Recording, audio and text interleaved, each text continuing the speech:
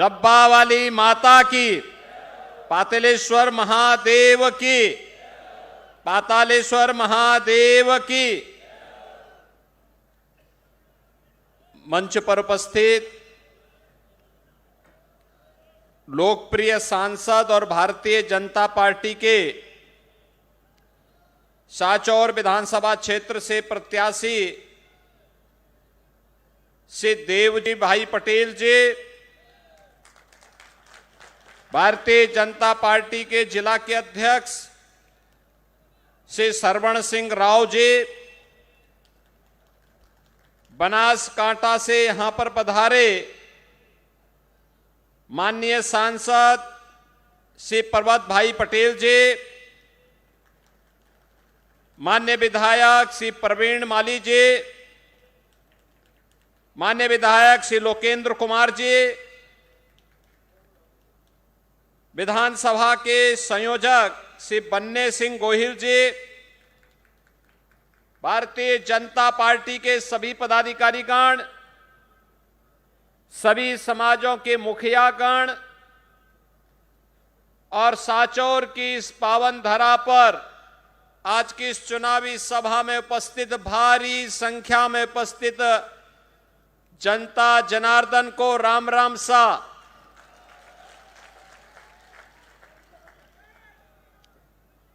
भाइयों बहनों, मैं इस पावन धरा को नमन करता हूं।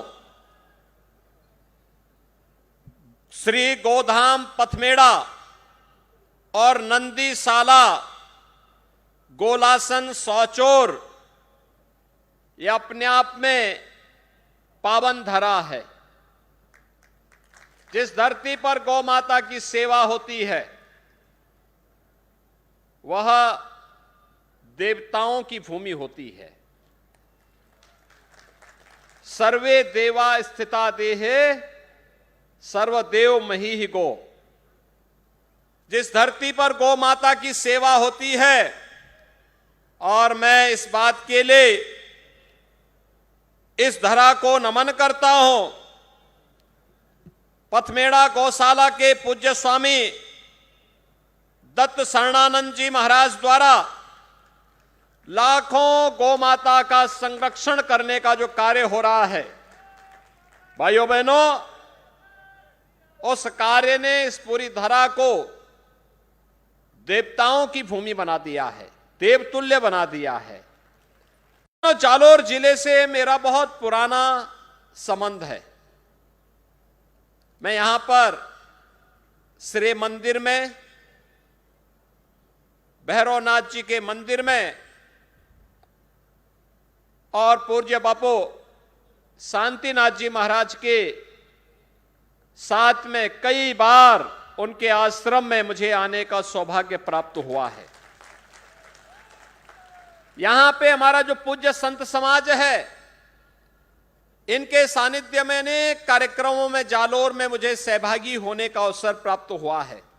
मैं इस अवसर पर सभी पूज्य संतों का हृदय से अभिनंदन करता हूं, और आप सबको भी मैं हृदय से अभिनंदन करता हूं कि जालोर की भूमि पर, नंदीसाला की इस पावन धरा पर आप सबको जन्म लेने और इस धरती के माध्यम से गौ माता की और नंदी की सेवा करने का अवसर प्राप्त हो रहा है। भाइयों बहनों, आज मुझे इस चुनाव के बहाने ही सही, लेकिन मैं देवजी भाई को इस बात के लिए हृदय से अभिनंदन करूंगा कि उन्होंने मुझे इस चुनावी सभा के माध्यम से आप सबसे संवाद बनाने का अवसर दिया है।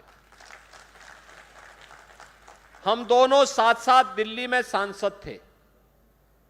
बाद में मुझे पार्टी ने उत्तर प्रदेश में वहां के माफिया और अपराधियों को ठीक करने के लिए भेजा, तो मैं तो वहां चला गया। लेकिन भाइयों बहनों, देवजी भाई जब भी दिल्ली में मुझे मिलते थे, जालोर की चर्चा मैं जरूर करता था, और वह भी जालोर की चर्चा, सांचौर की चर्चा जरूर करते थे। और आज ये मेरा सौभाग्य है कि मुझे उनके इस विधानसभा चुनाव में आपके साथ और सांचौर की जनता के साथ संवाद बनाने का अवसर प्राप्त हो रहा है। भाइयों बहनों, ये चुनाव मात्र चुनाव नहीं है। राजस्थान के साथ साथ हमारे देश के भविष्य को बदलने वाला चुनाव है। आने वाली पीढ़ी के भविष्य को खुशहाल बनाने का चुनाव है। उसकी आधारशिला इस चुनाव के माध्यम से हम सबको रखनी है। और राजस्थान पिछले 5 वर्ष में जो झेला है, भाइयों बहनों, उसका अब बदला लेने का चुनाव भी है। याद करिए, एक तरफ देश विकास की बुलंदियों को छू रहा है, बड़े बड़े विकास कार्य हो रहे हैं, दुनिया में भारत का सम्मान बढ़ रहा है। आज पूरी दुनिया मोदी जी के नेतृत्व में गौरव की अनुभूति करती है। पूरी दुनिया में मोदी जी के प्रति लोगों के मन में एक सम्मान का भाव है। ये मोदी जी के साथ साथ 142 करोड़ भारतीयों का सम्मान दुनिया के अंदर बढ़ता है। सीमाएं सुरक्षित हुई हैं।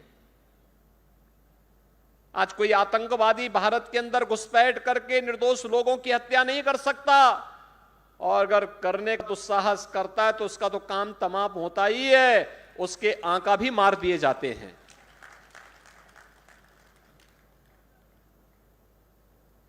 आज भारत के अंदर बड़े बड़े विकास के कार्य हो रहे हैं। Highway, railway, airport, AIIMS, 1 district 1 medical college, IIT, IIM, हर घर नल की योजना के लिए पैसा, ये सब मोदी जी दे रहे हैं। लेकिन अभी मैं आ रहा था, राजस्थान में वो पैसा कुछ चंद कांग्रेस नेताओं की जेब में चला जाता है। भाइयों, वे सड़कों पे गड्ढे हैं। जब यहां पे बाढ़ की अतिवृष्टि से लोगों को नुकसान होता है तो मुख्यमंत्री जी जयपुर के बाहर नहीं निकलते, कांग्रेसी नेता पिकनिक मनाने के लिए कहीं और जगह घूमते रहते हैं। उनको जनता जनार्दन की सुध नहीं रहती। भारत विकास की बुलंदियों को छू रहा है और भारतीय जनता पार्टी शासित सभी राज्य विकास की बुलंदियों को छू रहे हैं। लेकिन भाइयों बहनों, राजस्थान हर मामले में पिछड़ता जा रहा है। विकास में पीछे, गरीबों को योजना देने में पीछे, आस्था का सम्मान करने में पीछे, गौ तस्करी रोकने में पीछे, बहन बेटियों पर होने वाले अत्याचार को रोकने में पीछे, विकास में आगे नहीं है। आज नंबर 1 पर जब चर्चा होती है भाइयों बहनों, तो राजस्थान में इस बात की चर्चा होती है कि भाइयों बहनों, जो राजस्थान कभी अपने शौर्य और पराक्रम के लिए, अपनी भक्ति और शक्ति के लिए जाना जाता था, आज उसी राजस्थान में जब हम चर्चा करते हैं तो राजस्थान आज अगर किसी मामले में आगे दिखाई दे रहा है तो अपराध में नंबर 1 पर है, भ्रष्टाचार में नंबर 1 पर है, साइबर क्राइम में नंबर 1 पर है, गौ तस्करी में नंबर 1 पर है, और गरीबों की योजनाओं को हड़पने में भी नंबर 1 पर आ गया है। भाइयों बहनों, अगर कांग्रेस ने सचमुच विकास कराया होता तो पिछले 9 वर्ष के अंदर मोदी जी को जितनी मेहनत करनी पड़ी, इतनी मेहनत करने की आवश्यकता नहीं पड़ती। मोदी जी ने तो 9 वर्ष में 12 करोड़ गरीबों के घर में शौचालय बना दिए, 4 करोड़ गरीबों को प्रधानमंत्री आवास योजना दे दी, 12 करोड़ किसानों को प्रधानमंत्री किसान सम्मान निधि का पैसा दे दिया, 4 करोड़ गरीबों को निःशुल्क बिजली के कनेक्शन दे दिए, 9 करोड़ 60 लाख गरीबों को रसोई गैस के फ्री के कनेक्शन उपलब्ध करवा दिए, 50 करोड़ गरीबों को 5 लाख रुपए का आयुष्मान भारत का सौगात दे दी। और भाइयों बहनों, संकट का जो साथी होता है वही सच्चा साथी होता है। और मोदी जी ने, आपने देखा होगा, कोरोना कालखंड में जब लोग अपने सगे भाग रहे थे, तब मोदी जी पहला काम उन्होंने वैक्सीन दिया देश को बचाने के लिए, भारत की 142 करोड़ लोगों को बचाने के लिए वैक्सीन। और साथ साथ कोई भूखों न मरे इसके लिए 80 करोड़ लोगों को फ्री में राशन की सुविधा की सौगात। दुनिया के अंदर कहीं नहीं मिला। याद करिए, 1947 में भारत से ही अलग हुआ था पाकिस्तान। आज वहां पर 1 किलो आटा के लिए कैसे लोग लड़ते हैं, 1 किलो आटा नहीं मिल रहा है। और मोदी जी 3.5 वर्ष से फ्री में 80 करोड़ लोगों को 5 किलो हर महीने राशन की सुविधा का लाभ दे रहे हैं, आगे 5 साल तक देंगे। और इसीलिए हम लोग आए हैं आज आपका आह्वान करने के लिए कि भाइयों बहनों, एक तरफ देश का सम्मान बढ़ाने वाली मोदी सरकार, एक और विकास के बड़े बड़े कार्य करने वाली भारतीय जनता पार्टी की सरकार, एक तरफ गरीबों का कल्याण करने वाली भारतीय जनता पार्टी की सरकार, और एक और भारतीय जनता पार्टी की सरकार के द्वारा किए जा रहे वे सभी कार्य। पिछले 5 वर्ष राजस्थान के बड़े कष्टमय रहे, क्योंकि चुनी गई सरकार आपस में ही लड़ती रही और उसके नीचे पिसते रहे राजस्थान के लोग, योजनाओं से वंचित होते रहे राजस्थान के लोग, सुरक्षा में खतरे में पड़ती रही व्यापारियों की सुरक्षा, सुरक्षा में खतरे में थी यहां के बहन बेटियों की सुरक्षा, और सरकार को जयपुर से बाहर निकलने की फुर्सत ही नहीं थी। और भाइयों बहनों, इसीलिए मैं आज आपके पास आया हूं। के नेतृत्व में भारतीय जनता पार्टी की सरकार ने विकास को पटरी पे लाकर के जिस तेजी के साथ कार्य किया था, अगर उसी गति से यहां पर कांग्रेस की सरकार ने भी इस गति को आगे बढ़ाया होता, भाइयों बहनों, आज राजस्थान भी विकसित राज्यों की श्रेणी में होता और भारत के विकास में अपना योगदान दे रहा होता। लेकिन वह नहीं कर पाए। यहां तो कन्हैया लाल तेली की हत्या कर दी जाती है और बर्बर तरीके से कर दी जाती है, सरकार मौन। बेटियों के साथ जो निर्मम घटनाएं घटित होती हैं, अभी देवजी भाई पटेल बता ही रहे थे, सरकार मौन। यहां दोहरे कानून है, दोहरे कानून है। यहां पे हिंदू मरेगा तो मुआवजा 2 लाख रुपए मुश्किल से निकलता है, और मुस्लिम मरेगा तो 25 लाख रुपया मिल जाएगा। भाइयों बहनों, ये कैसी सरकार, ये भेदभाव करने वाली सरकार। और इसलिए भाइयों बहनों, मैं आपके सामने आया हूं कि कांग्रेस विकास नहीं करा सकती, सम्मान नहीं कर सकती, गरीबों का कल्याण नहीं कर सकती, और कांग्रेस आपकी आस्था का सम्मान भी नहीं कर सकती। बूंदी में तो हमारे एक संत की हत्या कर दी गई, सरकार मौन। वहां लोगों ने बंद करके रखा 10 दिनों तक, सरकार ने वहां बैन कर दिया, कार्यक्रम नहीं होने दे। जो सरकार पूजा पाठ नहीं होने दे रही है, क्या वह सरकार अयोध्या में राम मंदिर बनवा दे देती क्या?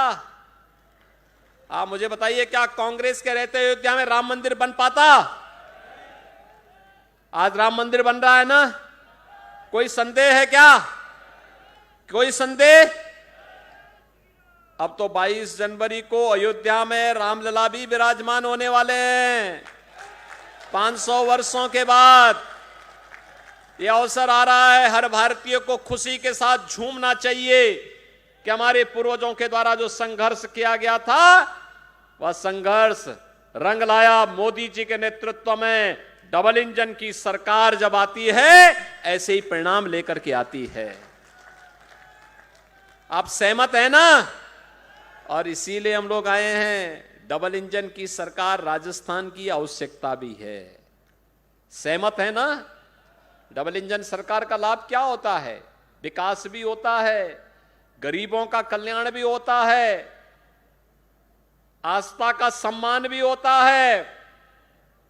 और जो ये माफिया यहां घुस आए हैं, कोई खनन माफिया, कोई भू माफिया, कोई गौ माफिया, कोई अन्य माफिया पनप करके यहां के व्यापारियों पर, यहां के नागरिकों पर, यहां की बहन बेटियों पर अत्याचार कर रहे हैं।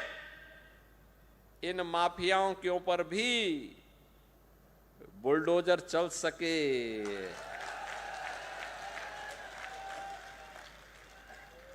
सहमत है ना? ये काम डबल इंजन सरकार ही करेगी। सहमत है ना? और उसी के लिए आज आपका आह्वान करने के लिए मैं आया हूं कि भाइयों बहनों, भारतीय जनता पार्टी की सरकार लाइए। भारतीय जनता पार्टी की सरकार सुरक्षा भी देगी, सम्मान भी देगी, सुशासन भी देगी और राजस्थान को विकास की एक नई समृद्धि के मार्ग पर अग्रसर करते हुए देश के विकसित राज्यों की श्रेणी में खड़ा करने में अपना योगदान भी देगी। इसी में राजस्थान का सम्मान है, इसी में देश का सम्मान है और इसी का आह्वान करने के लिए आया हूं। भाइयों बहनों, 25 नवंबर को चुनाव है और सांचौर विधानसभा क्षेत्र से देवजी भाई पटेल भारी बहुमत से जीते। इसकी अपील करने के लिए आया हूं। भाइयों बहनों, मैं आपसे यह भी अपील करने के लिए आया हूं, कांग्रेस की साजिश से मेरी दो अपील है। एक, अगर भ्रष्टाचार में लिप्त, आस्था के साथ खिलवाड़ करने वाले, बेटियों की, बहनों की, व्यापारियों की सुरक्षा में सेंध लगाने वाले तत्व को अगर कोई समर्थन करेगा तो याद रखना उसके पाप से भी वंचित नहीं रहेगा। क्योंकि व्यक्ति जैसा करेगा वैसा भरेगा, तो गलत नहीं चुनना। दूसरा, यह भी बात ध्यान रखना कि कांग्रेस ने यहां पर कुछ वोट कटवा भी चुनाव मैदान में उतारे हैं। जो वोट काटेंगे, अपना वोट भी खराब नहीं करना है, नहीं खराब करना है। पार्टी ने बहुत अवसर दे दिया, हो गया। अब चुनाव में केवल भाजपा को हमें समर्थन करना है। राष्ट्रवाद के लिए, देश के लिए, आने वाले समय के भविष्य के लिए, युवाओं के लिए, अन्नदाता किसानों के लिए, व्यापारियों की सुरक्षा के लिए, बहन और बेटियों को एक सुरक्षित माहौल देने के लिए और आस्था का सम्मान करने के लिए। सब सहमत है ना? और भाइयों बहनों, इसी के लिए मैं आया हूं। आप 25 नवंबर को देवजी भाई पटेल को कमल चुनाव चिन्ह पर चुनाव जिता करके भेजिए। सब सहमत हैं? सभी लोग सहमत हैं? भाइयों बहनों, एक बार दोनों हाथ लाकर मुझे बताओ, आश्वस्त करो कि आप लोग ये काम करेंगे, क्योंकि मैं उसकी अगली पंक्ति बोलने वाला हूं। फिर आप अगर सहमत हैं और देवजी भाई पटेल यहां से चुनाव जीत करके जाते हैं, राजस्थान में भारतीय जनता पार्टी की सरकार बनती है, तो देवजी भाई पटेल से मैं कहूंगा कि जनता जनार्दन का आशीर्वाद आपको है और 25 नवंबर को देवजी भाई पटेल को कमल चुनाव चिन्ह पर भारी बहुमत से विजयी बनाने की अपील करते हुए मैं अपनी वाणी को देता हूं विराम। जय जय श्री राम, जय जय श्री राम। जय जय श्री राम, जय जय श्री राम, योगी जी को जय श्री राम। सभी याद रखिएगा, स्वयं योगी राज ने हमें आह्वान किया है, कमल को जिताना है सांचौर में। आगे धन्यवाद के लिए मैं आह्वान करूंगा हमारे विधानसभा संयोजक बंदे सिंह जी गोहिल।